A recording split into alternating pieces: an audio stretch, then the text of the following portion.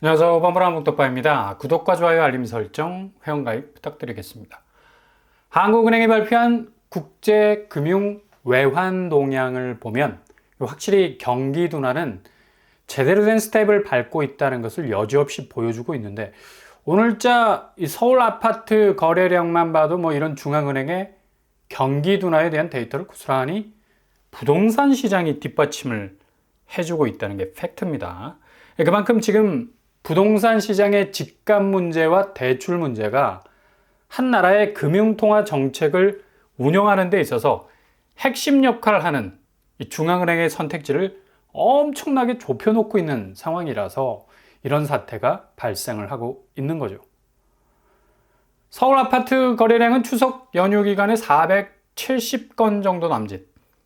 9월은 그대로 보릿고개 거래량을 보여줄 것으로 예상이 되는데, 이렇게 되면 두 달간의 뜨거웠던 8,000건을 뚫었던 거래 조짐은 거의 꼬리를 감출 것으로 전망이 되고요.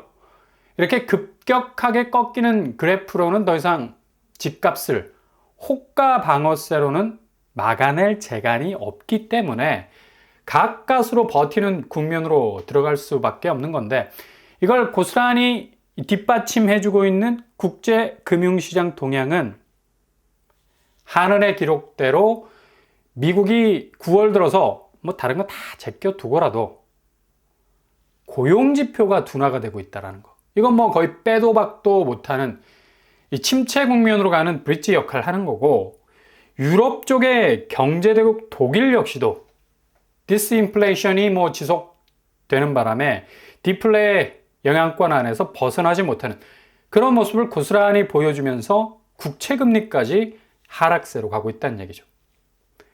게다가 주요 신흥국 중에서도 한국 부동산 시장 구조와 거의 흡사한 모습 가지고 있는 중국 역시도 경기 부진이 계속해서 진행형 ING로 가고 있는 바람에 그동안 부동산 하락세는 속절없이 전체 경기 지수를 계속적으로 갉아먹고 있는 모습을 보이는 건데, 영락없이 한국이 고스란히 중국의 궤적을 따라가고 있습니다.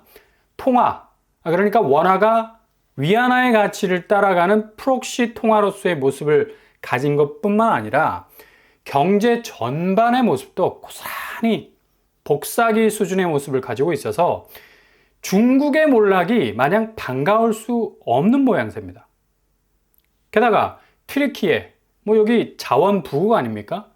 터키라 불리던 국명을 튀르키예로 바꾸면서 도약을 꿈꿨지만 역시도 인플레이션 지속 등으로 고전을 면치 못하고 있는 모습. 이 대체적으로 국채금리는 이렇게 하락 추세에 있으면서 부진한 경제 상황을 고스란히 드러내주고 있는데, 한국적인 상황도 자체적인 발전기 과열로 인해서 지금 경기 침체 국면보다 더 부각이 되고 있는 게 가계 부채 부분.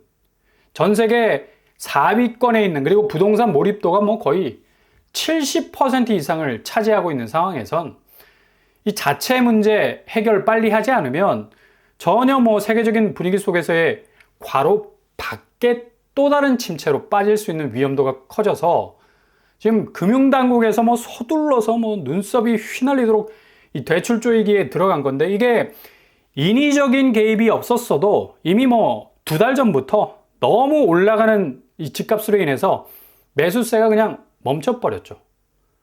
좀 전에 서울 아파트 거래량을 봤듯이 시장이 미리 선제적으로 움직이기 시작을 한 겁니다. 이 점차적으로 집값에 대한 피로도가 너무 높고, 집을 사려 했던 사람들이 호구 멱살 잡히기도 상당히 고점에 물릴 수 있다는 리스크가 증가를 하니까 지금 거래 시장은 상당히 한산합니다. 추석을 맞아서 거래가 뚝 끊긴 게 아니라 아예 7월 말부터 발걸음이 점점 잦아들고 있었어요. 그런 조짐을 보이다가 전향적으로 완전 시장 자체가 얼어붙기 시작을 한 건데, 한두 건의 간간히 올라오는 레미안 원베일리 같은 신고가들 일주일 전에 60억 거래가가 떴었죠. 근데 정말 기가 막힌 추세적인 거래가 이어지고 있는데 무려 10억이 떨어지는 거래, 50억 거래가 등장을 하고 있다는 얘기입니다. 8월 달에 있었던 거래가 단 3건이 올라왔는데, 이전에는 2주 만에 12억이 떨어지는 거래도 나왔었죠. 48억의 거래가가 나왔었습니다. 이거 도대체 16층이라서 9층 거래선보다 더 높은 로열층이라 할 수 있는데, 아무리 한강뷰가 압권이라고 해도 프리미엄 차이가 12억이나 난다는 건 정말 섬뜩한 가격 차라는 걸 느끼게 할 수도 있고요. 그러니까 한강줄기 꼬리가 보이느냐, 몸통이 보이느냐, 그냥 전면 뷰로 보이느냐에 따라서 이렇게 가격대가 10억이 왔다리 갔다리 한다는 것도 어떻게 보면 이 가격을 이해하는 데 있어서 너무 오버한 이해 같기도 보이고, 아무튼 레미안 원밸리의 60억 거래는 바로 14일 만에 2주 천하가 돼버렸어. 추세적 거래는 10억 이상 떨어지는 모습을 그대로 연출하고 있다는 얘기죠. 이렇게 지금 강남 거래가가 들쑥날쑥하는 것도 그만큼 거래가 많지 않기 때문이고, 대표적인 최고가를 찍는 단지에서조차 직전 거래가와의 차이가 12억 정도 난다는 건 이후 추격 매수가 거의 불가능한 상황으로 보일 수 있는, 그냥 최고가로 불꽃놀이 한번 근사하게 터트렸던 거래로로 보이는데, 이처럼 지금 서울 거래시장은 강남권의 초고가 거래가 몇 건 그냥 간간히 나올 뿐, 2달 전에 보였던 중급지의 추격 매수세는 거의 사라졌다 봐도 무방할 정도로 아파트 단지 부동산 사무소가 한산해질 정도로 조용한 분위기가 확산이 되고 있다는 얘기입니다. 이런 거래량의 축소는 그나마 나왔었던 레미안 원밸리 같은 신고가도 거의 보기 힘든 케이스로 사라질 가능성이 높은 게, 하은이 금융동향에서 아주 의미있게 밝히고 있는 주가 부분, 그러니까 이제 부동산 거래 시장이 한산해지기 시작한 즈음에서 역시 자본시장에서의 거래도 거의 아라비아 사막처럼 바짝바짝 말라가고 있는 건데, 선진국 미국을 제외하고는 대체로 이 모든 증시들이 맥을 못 추고 있는 상황이라는 얘기죠. 미국 시총만 지금 뚫고 나가고 있는 거지, 한국 코스피는 말하면 뭐합니까? 이번 주 추석이 끝난 이후에도 그닥 기대하기 어려운 장세, 심지어 미국 연준이 금리를 찔끔 내려도 코스피 시장은 만만치 않은 외국인 매도세와 맞닥뜨려야 하는 상황에 처할 수도 있다는 얘기입니다. 신흥국조차도 지금 자본시장이 많이 위축이 돼 있죠. 그러니 2달간에 이해할 수 없었던 아파트 거래량 증가는 이런 선순환적인 자본시장의 대부흥기를 백업으로 해서 부동산 시장이 무럭무럭 자라는 게 아니란 얘기예요. 대체로 대출 수요가 폭증을 하면서 가계부채에 배 두드리는 소리가 전지를 날리는 북소리가 됐고, 게다가 전혀 집값이 오를 수 없는 자산시장의 이 저기압에 내려앉은 분위기가 2달간 그냥 반짝했을 뿐, 그게 올랐던 게 아니란 얘기죠. 그냥 오르라고 기우제를 지낸 것 뿐이라는 거. 지표적으로도 그리 급격하게 집값이 상승 모드로 간 것도 아니란 얘기입니다. 전고점, 신고가, 최고가를 갱신한다 했지만 이거 몇몇 샘플에 불과한 거고, 이미 이 증시 부분에서 자본시장이 털리고 있는데, 아무리 부동산으로 옮겨간다 해도 한국적인 상황에서 자산시장은 그닥 큰 매력을 주지 못하는 시장일 수밖에 없기 때문이라는 얘기입니다. 그만큼 자본시장에서 매도세로 태세 전환한 외국인들의 자금 순유출, 주식시장에서는 거의 한 달에 4조 이상이 빠져나갈 정도로, 이 정도로 자금 출혈이면 그럼 쇼크에 빠질 수도 있는 건데, 개인과 기관이 거의 구했다 해도 될 정도로 외국인이 팔아치운 걸 고스란히 사들이는 카운터 어택이 지난주 한 주간 치열하게 진행이 됐었는데, 부동산 시장 오죽하겠습니까? 결국 외자의 유출은 국내 자본의 고립으로 이어질 수밖에 없다는 얘기죠.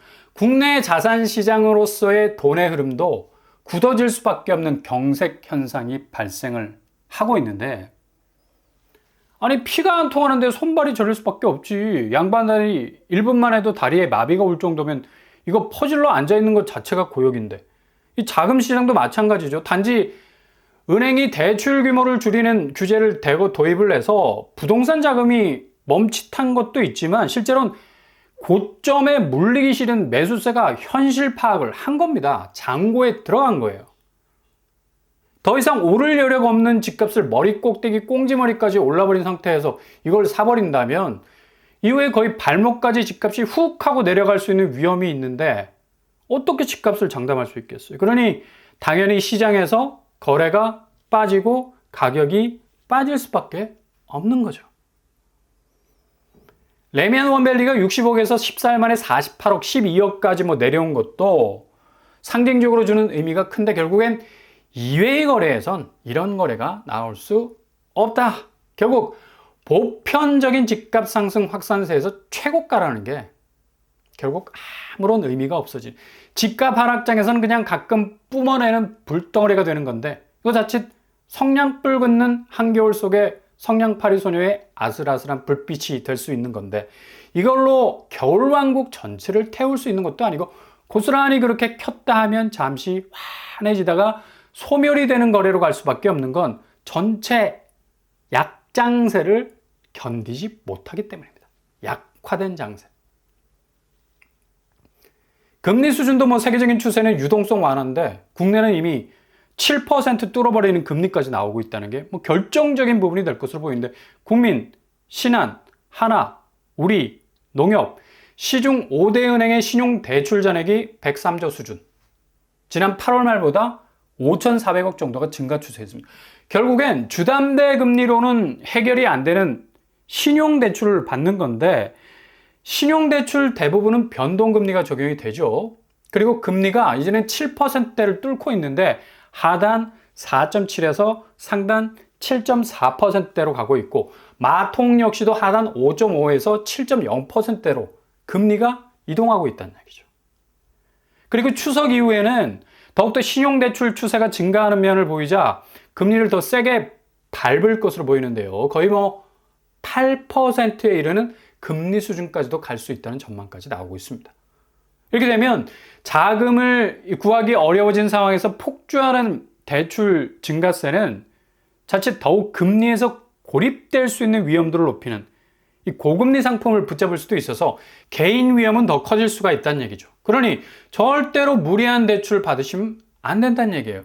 미국발 금융환경에 급격한 변화가 찾아올 가능성이 있고 세계적 추세와는 반대로 한국적인 상황에서 유동성, 현금 흐름은 반대로 급격하게 위축이 될 가능성이 높아서 잘 지켜보시고 타이밍만 잘 잡는다면 얼마든지 좋은 기회 발견할 수 있다는 얘기입니다. 절대로 조급해하지 마세요. 미 연준의 금리 변동성 이후 일주일간의 타이밍이 지난 이후로 정말 급격한 변화의 스토리 모드들이 무협소설처럼 쓰여질 가능성이 크니까 하나 둘씩 뽀개기에 들어가시면 된다는 얘기입니다. 이런 식으로 차곡차곡 준비하신다면 정말 좋은 골든타임 잡으실 수 있을 겁니다. 정말 여러분들에게 놀라운 행운이 쏟아질 수 있길 바랍니다.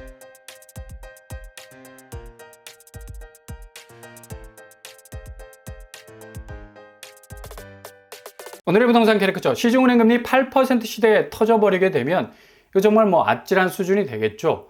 대출 금리가 이렇게까지 높아지게 된다면 거의 부동산 쪽으로의 이 자금 흐름은 완전히 막혀지게 되는 거고 그동안 신고가, 최고가를 쏘았던 단지들도 대거 쑥 들어갈 것으로 보입니다.